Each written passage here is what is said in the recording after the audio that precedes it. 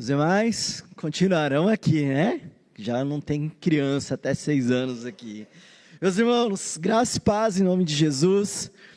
Tão bom continuarmos o domingo na presença do Senhor. Estamos celebrando a ressurreição de Cristo desde as 7 horas da manhã. Aqueles que estiveram aqui conosco e aos que voltaram essa noite. É tão bom nós começarmos e fecharmos o dia celebrando o nome santo do nosso Deus. Meus queridos, eu convido todos a abrir a sua Bíblia no Evangelho segundo Mateus. Evangelho escrito por Mateus, Evangelho de Cristo escrito por Mateus, capítulo 26. Nós vamos fazer a leitura dos versos 20 a 30.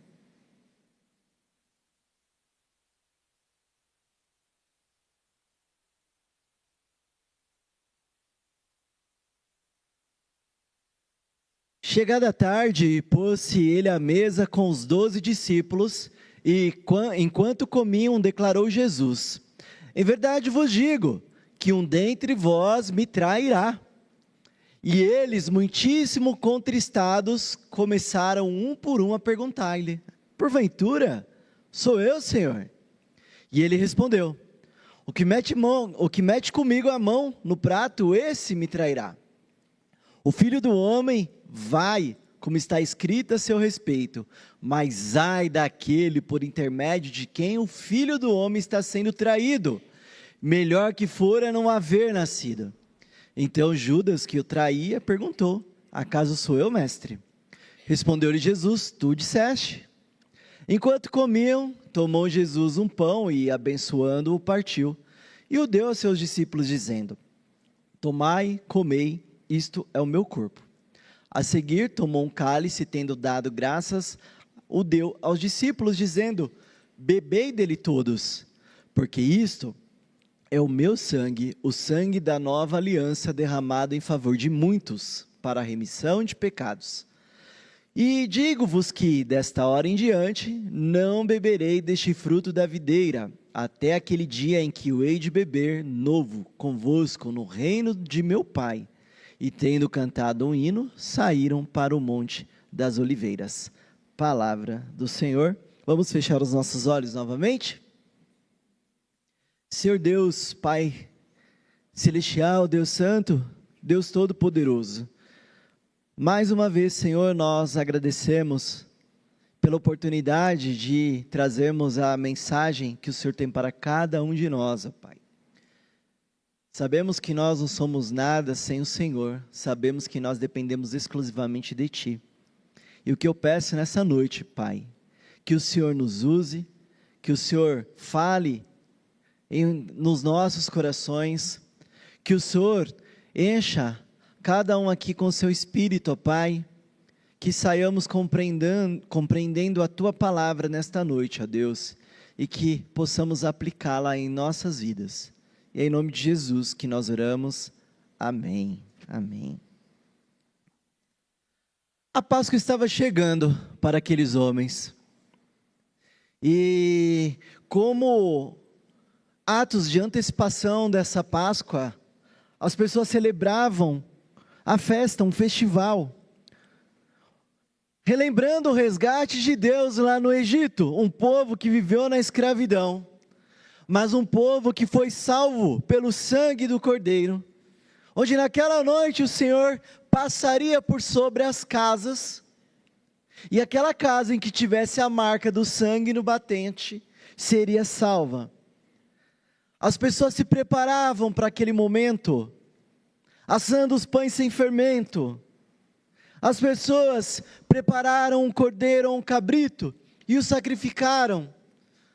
Comeram ele assado junto com ervas amargas. Não podia sobrar nada. O Senhor libertou aquele povo. O Senhor libertou aquele povo através da morte dos egípcios. Mas o Senhor salvou o povo, prometido por Ele, o povo escolhido por Ele. Aquela última noite do Egito, aquela última noite de escravidão, foi rememorada por anos, por todo o povo de Israel. nessa data conhecida como Páscoa. os pães, o cordeiro pascal, o sangue na porta das casas. Era um memorial que remetia a algo mais importante que aconteceria há mais de 1000 anos depois daquela noite. O verdadeiro libertador estava disposto a entregar a sua vida pelos seus filhos. Cristo Jesus. Aquele que estava reunido com os seus discípulos para celebrarem a ceia, dando cumprimento às promessas que Deus havia dado àquele povo, e que naquele momento o Salvador já estava dentre eles. A libertação do povo de Deus não estava resumida lá na história do Êxodo, mas a libertação do povo de Deus é amplamente alcançada por meio de Jesus Cristo, o verdadeiro Cordeiro de Deus, o Cordeiro Santo, que não tem pecados, e que por muitos ele se sacrificou. Jesus Cristo, o Cordeiro de Deus, é o nosso Salvador, é aquele que tira o pecado do mundo. Cristo é aquele que fez um pacto com seu Pai, um pacto de sangue. Ao longo da história bíblica, nós podemos ver, através da palavra do nosso Deus, que Ele estabeleceu alianças com o ser humano. Desde lá de Gênesis, a gente vai acompanhando essas alianças. Em Adão houve um pacto de obras, onde Deus disse àquele homem: seja obediente e receberá bênçãos e vida eterna, não só você, mas a sua posteridade. Se desobedecer, certamente morrerás. Um pacto com Noé, já um pacto de preservação, onde Deus prometeu para Noé que o mundo não seria mais destruído por água. Um pacto com Abraão, um pacto de herança e de uma terra prometida. Um pacto através de Moisés, um pacto com Israel, baseado no atendimento da lei mosaica resumida nos 10 mandamentos. Um pacto que Deus fez com o rei Davi, de promessa de que dele, da sua descendência viria o herdeiro, mas que governaria o reino eterno. O Senhor fez alianças com o seu povo, o Senhor fez alianças com o homem, mas em todas elas o homem não cumpriu o seu lado dessa aliança. Afinal de contas, o que é uma aliança? O que é essa aliança estabelecida por Deus? Um teólogo chamado Robert Palmer, ele diz o seguinte, que a aliança é um pacto de sangue soberanamente administrado, e ao iniciar as alianças, Deus jamais entra em relação casual ou informal com o homem. Em vez disso, as implicações de suas alianças estendem-se até as últimas consequências de vida e de morte. Ou seja, não é algo simplório que Deus vai ali e fala: Fábio, agora vamos fazer um acordo, e se descumprir está tudo certo. Não, Deus exige o seu cumprimento, sob pena de morte. E é isso que aconteceu com o ser humano. Ao descumprir a sua lei, a pena de morte recaiu sobre ele. Ao descumprir a lei, a humanidade toda caiu na desgraça do pecado.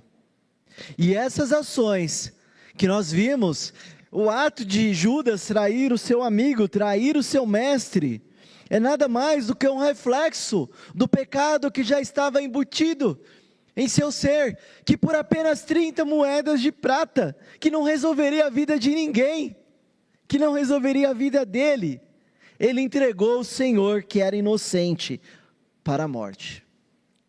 Judas fez com os fariseus, com os escribas, uma aliança maldita, que implicou em sangue, não dele, mas o sangue de um inocente, o próprio Jesus.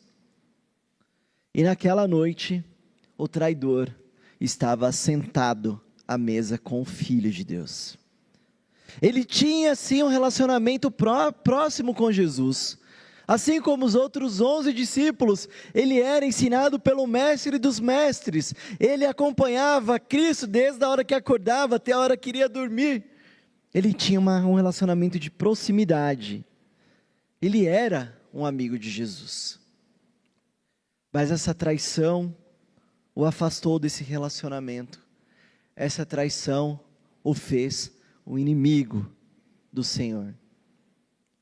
O Senhor Deus nos criou para sermos próximos a Ele. O Senhor Deus formou o homem lá no Éden, a sua imagem e a sua semelhança. E o Senhor tinha um relacionamento próximo com Adão. Imputou no coração de Adão a justiça original.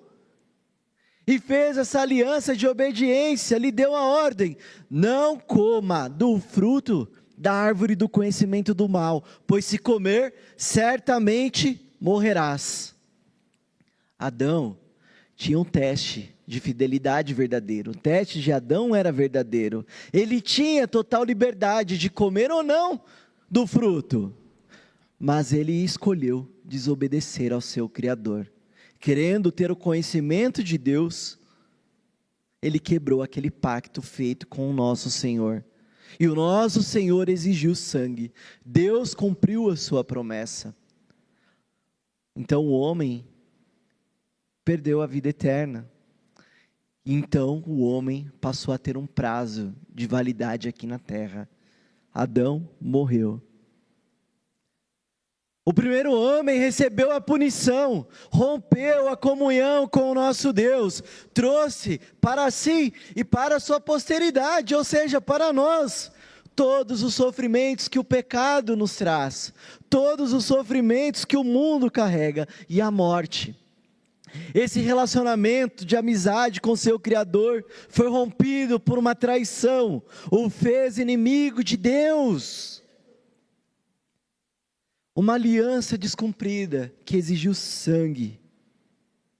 Mas o sangue não foi de Adão, foi o sangue de um inocente, Jesus Cristo. Jesus é o inocente que estabeleceu a aliança entre o homem e Deus. A reação de Judas era um reflexo de um coração pecaminoso, porque ele era herdeiro de Adão, assim como nós.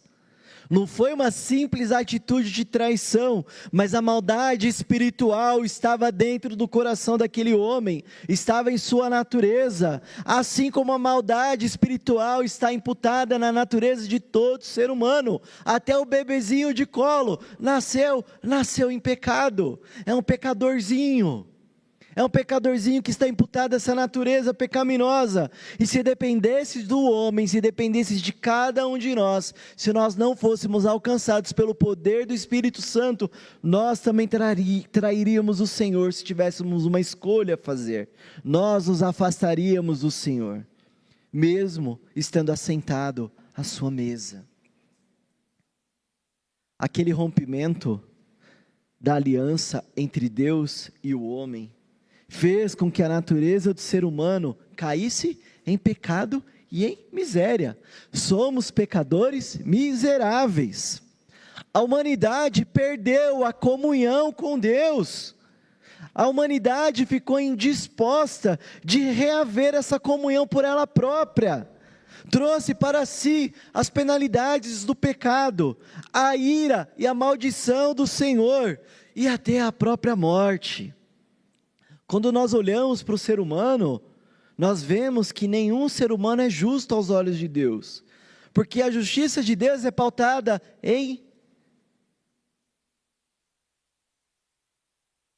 A justiça de Deus, ela é pautada em perfeição. É isso que Deus quer, que sejamos perfeitos.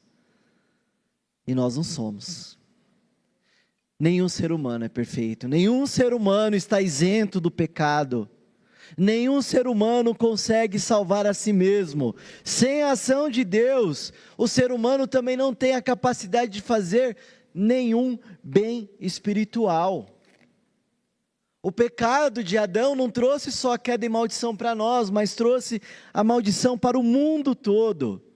O mundo sofre catástrofe, o mundo sofre guerra, o mundo sofre com doenças, violência, as ações de maldade que a gente vê, tudo consequência disso.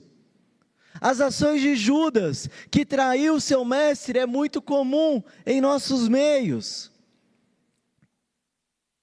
A coisa, gente, só não está pior, porque Deus, através da sua graça geral, ele limita a ação do pecado. Ele tem refreado a ação do pecado, colocando até no que é ímpio a moralidade do que é certo, do que é errado, do que é bom e do que é mal. E ele usa os juízes, usa o poder de polícia para refrear o pecado. O mundo está ruim, poderia estar pior, mas o Senhor tem refreado.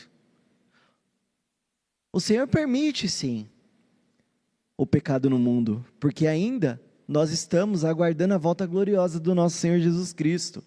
O Senhor permite que o ímpio viva uma vida longa, que o ímpio usufrua dos luxos desse mundo. Mas isso é uma resposta da sua longanimidade, da sua paciência, porque o Senhor está dando oportunidade ao ímpio de arrependimento. O Senhor está dando oportunidade para que aquelas pessoas o conheçam, e que na hora do juízo não dê desculpas. Mas eu não tive tempo. Mas eu não tive a oportunidade de ouvir falar do Senhor. O Senhor se revela a nós através da sua palavra. O Senhor se revela para nós através da sua palavra, meus irmãos.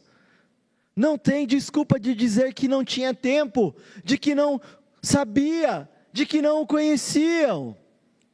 E olha, a punição para aqueles que não se arrependem dos seus pecados, que não reconhecem Jesus como seu Salvador, é severa, é eterna. Ontem nós estávamos conversando com alguns irmãos, e o irmão, ele falou: poxa, mas às vezes a gente vai ver o homem é mau, e vai viver na eternidade sofrendo, e vai procurar a morte, e não vai morrer, e vai sofrer. É uma punição bem grave, né? Porque poderia Deus dar só um tempo de punição e depois eliminaria ele. Mas não, meus irmãos. A Bíblia diz que o castigo será eterno, sim. O castigo será eterno. O próprio Cristo respondeu, como nós lemos, que ai daquele por intermédio de quem o Filho do Homem está sendo traído. Melhor lhe fora não haver nascido. A punição é grave. Como pecadores, meus irmãos, nós dependemos da graça de Jesus para a nossa salvação. Nós dependemos exclusivamente de Cristo para o cumprimento da aliança com Deus, porque a gente não consegue cumprir. Cristo assumiu a nossa culpa, pagou o alto preço pelos nossos pecados. Cristo deixou recair sobre ele a ira de Deus. Vocês conseguem imaginar o que é ira de Deus? Eu não consigo. Mas deve ser algo extremamente pesado. Por isso que Cristo estava lá no Getsêmani, enquanto ele orava ao Pai, pedindo para que afastasse dele aquele cálice, o seu suor se tornava sangue. Tamanha era a aflição que Cristo estava sofrendo ali. O problema não era pelos discípulos terem o abandonado, pelos seus amigos terem dado as costas para ele, mas era porque ele estava recebendo sobre ele a ira de Deus. E Deus já havia planejado isso desde toda a eternidade. Deus não teve um plano B, como alguns falam, Deus só mandou Jesus porque Adão pecou. Não, Deus sempre teve um único plano. E esse plano já na eternidade, já foi exigido o seu cumprimento por meio do sangue. Mas o sangue de Jesus, Senhor Deus fez com Cristo o pacto da redenção. O pacto da graça que agora é alcançado a nós. Disse Jesus, verso 26.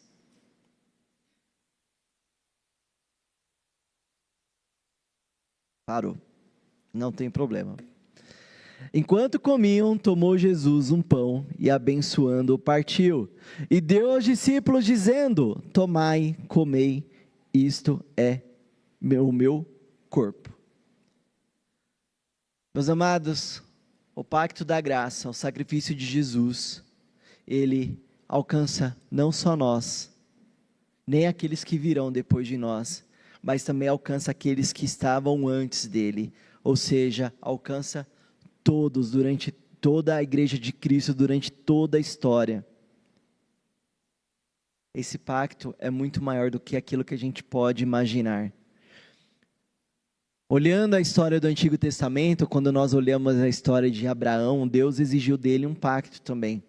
Deus exigiu que Abraão tomasse animais de até 3 anos de idade, e que partissem esses animais ao meio. As metades deveriam estar de frente de uma à outra, e uma ação simbólica, Deus passa por entre aqueles animais, significando fazer uma aliança.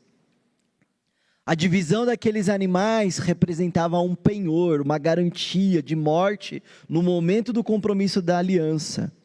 E aqueles animais desmembrados ou partidos representavam a maldição para aquele que descumprisse a aliança. Invocava a maldição caso descumprisse o acordo. Ou seja, era um compromisso entre duas partes, na qual aquele que descumprisse assumiria a culpa, então deveria ser punido com a própria vida. Mas essa aliança de Abraão não tinha a capacidade de remir pecados, de perdoar pecados, não tinha capacidade de salvação, porque o ser humano não tinha capacidade de manter a sua palavra com Deus, como nunca teve, como nunca tem, e com certeza romperia esse compromisso. O pecado, ele impede que o ser humano por si mesmo se restabeleça com Deus por sua própria vontade. Então é nesse contexto que através dessa morte pactual, Cristo vem e estende essa aliança para ele, porque ele é o sacrifício substituto, ele é o sacrifício substitutivo, o qual deu a vida por cada um de nós.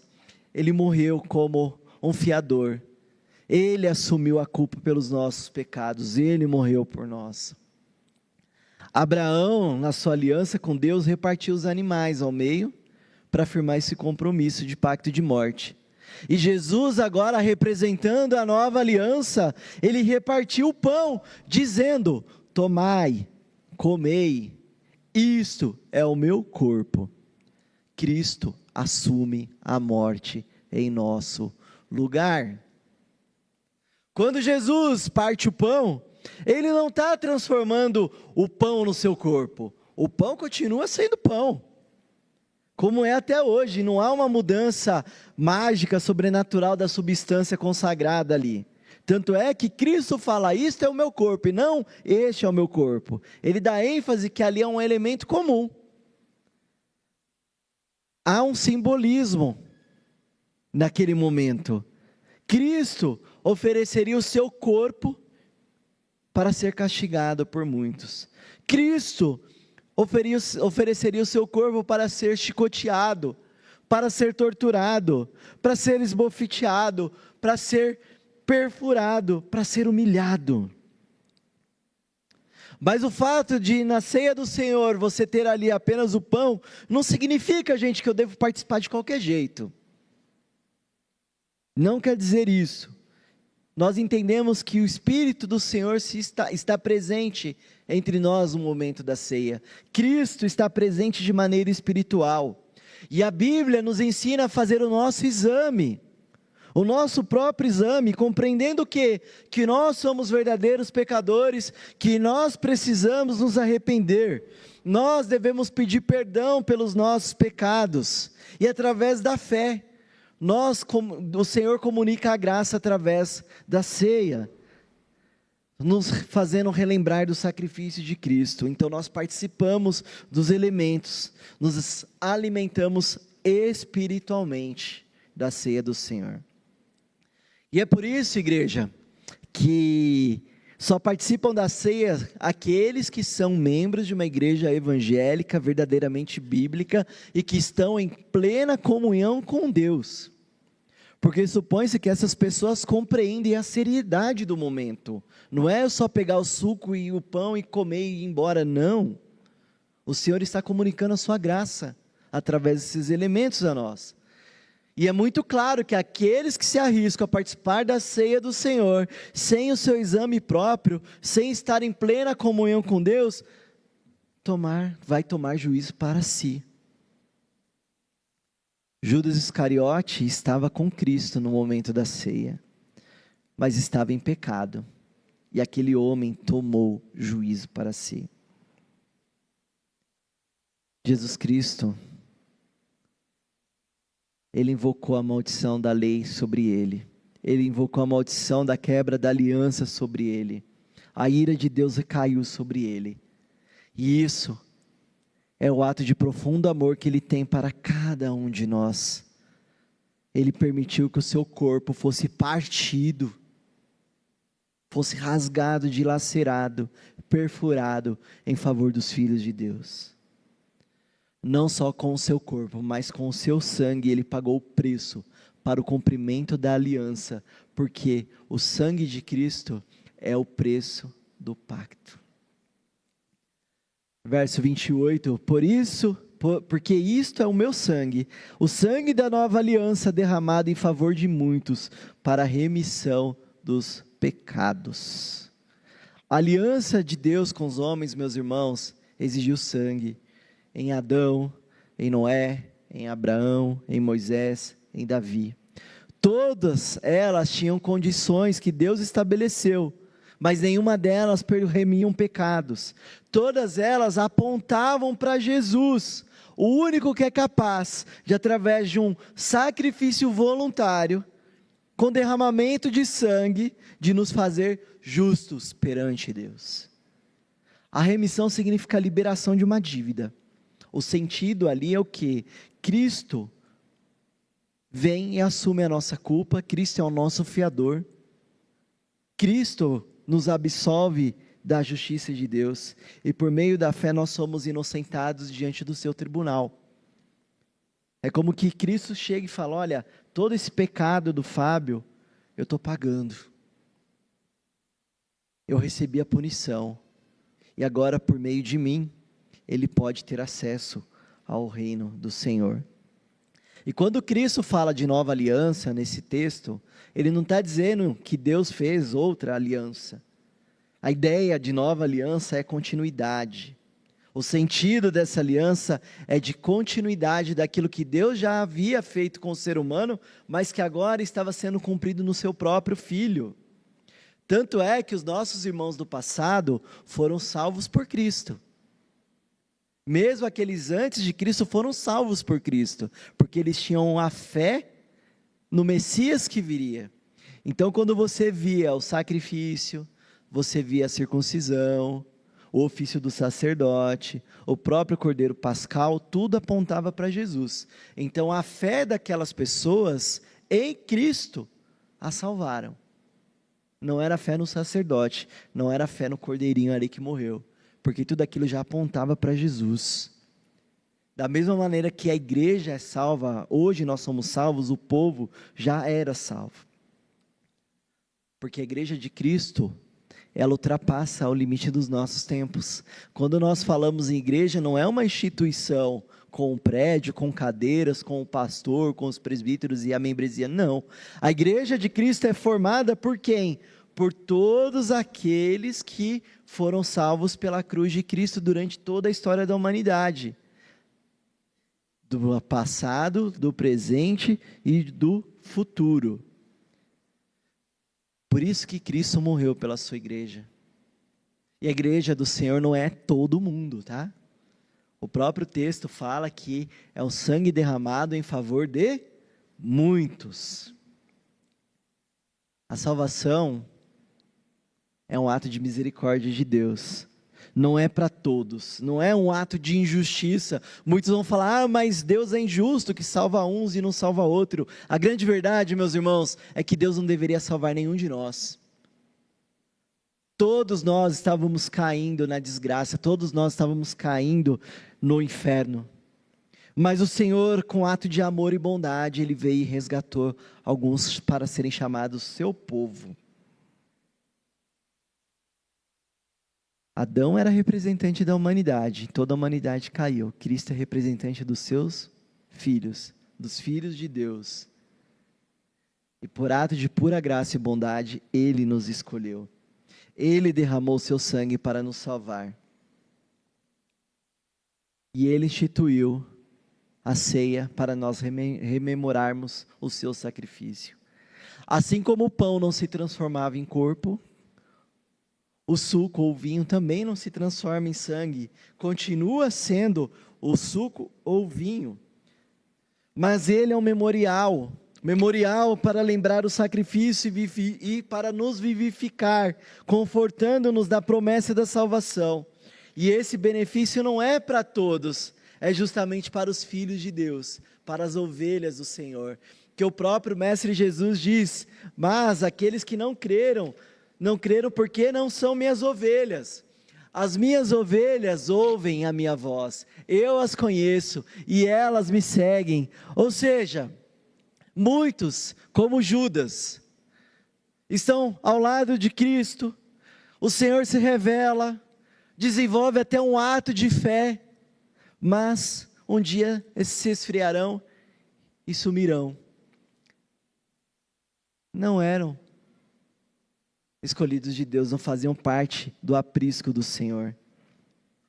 Porque o Senhor Jesus Cristo, Ele deixa muito bem claro: eu lhes dou a vida eterna, jamais perecerão, e ninguém as arrebatará da minha mão.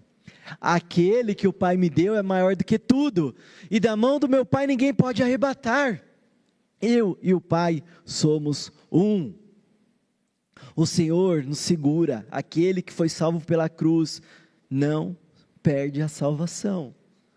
O Senhor não abre mão de você. O pacto através do sacrifício de Jesus não tem uma validade temporária, é uma validade eterna. Não faz sentido hoje eu ser salvo, amanhã não, daqui uma hora eu sou salvo de novo, depois eu não sou mais. Não faz sentido. Se fosse assim, o sacrifício de Jesus não teria eficácia alguma. Deus seria imprudente de ora salvar o seu filho, hora de salvar o seu filho. Deus seria fraco por estar condicionado à vontade do ser humano. Não somos nós quem decidimos, mas é o próprio Deus quem faz isso por nós, porque a nossa natureza sempre está voltada para a corrupção, mas o Senhor de maneira eficaz nos convoca, nos direciona para Cristo, e faz com que nós tenhamos o arrependimento em nosso coração. Aquele que é salvo por Cristo, meus irmãos, tem uma mudança radical de vida. Aquele que é salvo por Cristo passa a ser a luz do mundo, o sal da terra, e tudo isso é para a glória do próprio Deus. Aquele que foi beneficiado pelo pacto de Cristo passa a desenvolver um novo caráter, busca a santidade, busca a perfeição. Tá certo, nós não vamos alcançar aqui, somos pecadores, mas nós temos um alvo e um modelo que é Cristo, e a cada dia mais nós temos que buscar esse alvo e esse modelo que é o nosso Cristo. E assim como nós somos salvos pela cruz do Senhor, assim como nós tivemos a sua palavra revelada, nós temos a missão de levar esse evangelho para aqueles que ainda não o conhecem. O Senhor Deus nos capacita para isso. Testemunhem, pregue o evangelho, preguem: olha, Jesus Cristo morreu, mas Ele ressuscitou. Não é Buda, não é Maomé, não é nenhum desses. Ele é o Senhor Salvador que vive e viverá por toda a eternidade. E um dia Ele voltará para buscar a sua igreja. Vivam com prazer a sua vida glorificando a Deus. Você tem vivido a maneira que glorifica o nome do nosso Senhor? Glorifique a Deus. Mesmo que você seja incapacitado de cumprir essa aliança, o Senhor Jesus já cumpriu por você. E isso nós aprendemos essa noite. O homem, ele nunca foi capaz de cumprir a sua parte da aliança. Foi necessário que Deus, através de Jesus, firmasse esse compromisso para a salvação dos seus filhos, chamado de aliança da graça. As partes dessa aliança é o próprio Deus e o pecador arrependido representado por Jesus. Nós também podemos compreender nessa noite que a aliança ela exige esse cumprimento de sangue. Alguém assumiu a nossa culpa. Esse alguém é Cristo. Ele pagou o preço dos nossos pecados com o seu próprio sangue. Então Ele é o nosso fiador. E quando eu tenho um fiador, eu sei que eu tenho uma responsabilidade ali com Ele. Porque se eu não pagar aquela dívida, quem paga é Ele. E é isso que Cristo fez por nós. Não há outro meio de salvação. O único caminho, a verdade e a vida é o nosso Senhor Jesus Cristo. Se nessa noite, alguém aqui ainda tem dúvida no seu coração, alguém ainda tem dúvida da sua salvação, fale com Deus, ore pedindo para o Senhor fé, ore pedindo para o Senhor arrependimento, ore para que o Senhor coloque no seu coração a fé em Cristo Jesus, porque o Senhor deixa muito bem claro, todo aquele que crê no Filho de Deus terá a vida eterna. Meus amados, venham fazer parte da família de Deus, é maravilhoso. Jesus já pagou o preço dos nossos pecados, e é um alto preço com a sua própria vida. Jesus ressuscitou, e através dele também nós um dia ressuscitaremos, e viveremos eternamente. Essa é uma promessa dele para nós, e ele cumpre as suas promessas. Deus é verdade e justiça. Deus tem uma vida eterna separada para os seus filhos. Façam parte dessa família da aliança, façam parte desse pacto da graça. Vamos fechar nossos olhos? Senhor Deus, Pai querido, mais uma vez, muito obrigado, Senhor, pela oportunidade de podermos nessa noite ouvir falar mais uma vez o Senhor.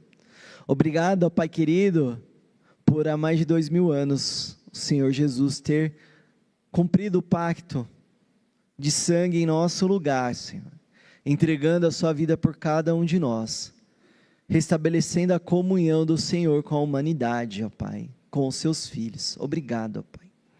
Obrigado, ó Deus, pelo Senhor nos escolher, ó Deus.